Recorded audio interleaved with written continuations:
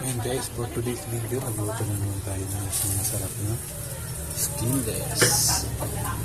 So, yun ulit ang ginamit natin ng panluto, tubig. Balik lang natin para kabila naman yung maluto. Tubig lang ulit yung ginamit natin panluto guys. Siyempre, para malambot yan at juicy. Pakuluan nyo lang yun dahil sa maluto. Hanggang sa maubos yung tubig na nilagay natin. Yan, malambot yan at juicy. Kasi maglalabas naman ng sariling mantika yan. Kabilang kawali natin, nagluto tayo ng young pork tocino.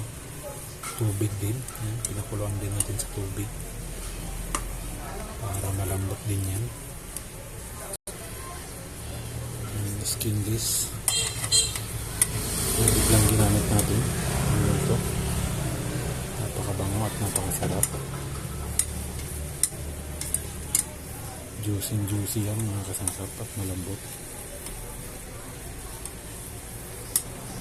Hindi naman kailangan maglagay ng mantika. Kasi may mantika yan. Umpisa na siyang matuloy.